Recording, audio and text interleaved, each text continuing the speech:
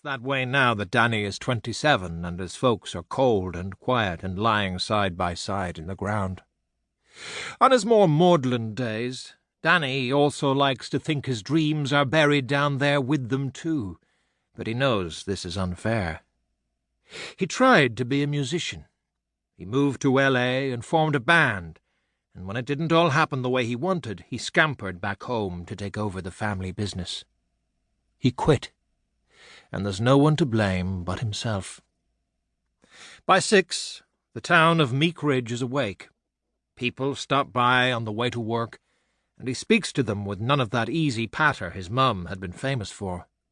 Back when she was alive, she talked the hind legs off a donkey, and she'd always be quick to crinkle up her eyes and laugh.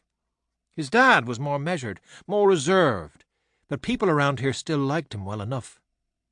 Danny doesn't know what they think of him, a wannabe rock star who lit out as soon as he finished school and skulked back with his tail between his legs years later, probably just as well. Early morning grows into mid-morning, and mid-morning sprouts wings and becomes a hot, sun-blasted afternoon.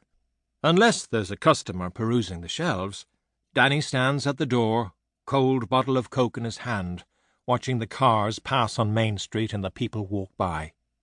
Everyone seeming like they have things to do and places to go.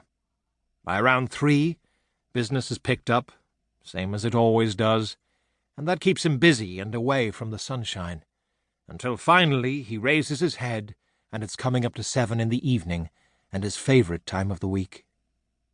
He takes out the list even though he doesn't need it, just to make sure he hasn't missed anything.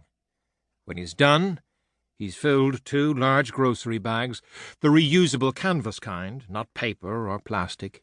He locks up, puts the bags onto the passenger seat of his dented old Ford, and drives out of Meek Ridge with the window down, his busted AC not doing a whole lot to dispel the trapped heat.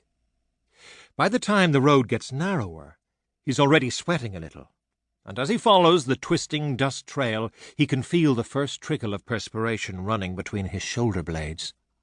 Finally, he comes to the locked gate and waits there, the engine idling. He doesn't get out and hit the intercom button. Same time every week, he's here, and she knows it. Hidden somewhere in the trees or the bushes, a camera is focused on his face. He stopped trying to spot it. He just knows it's there. The gate clicks, opens slowly, and he drives through.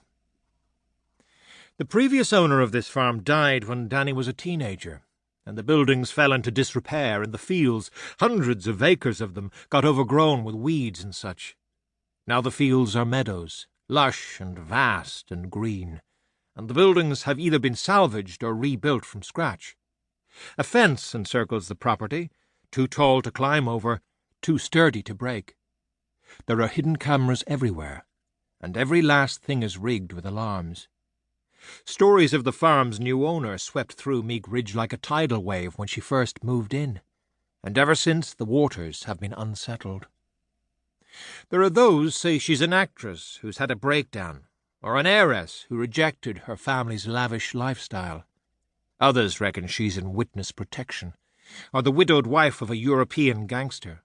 The tidal wave has left behind it pools and streams of gossip in which rumours and stories and outright lies ebb and flow, and Danny doubts any of them even remotely touch upon the truth. Not that he knows what the truth is.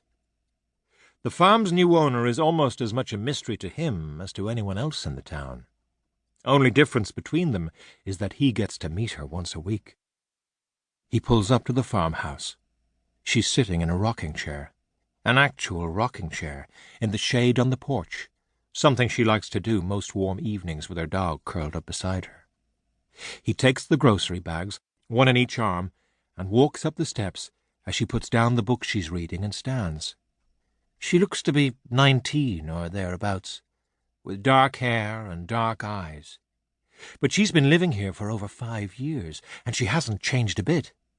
So he reckons she's somewhere around 24 or so. Pretty. Real pretty. She has a single dimple when she smiles, which isn't quite so much a rare sight anymore. Her legs are long and strong, tanned and cut off jeans.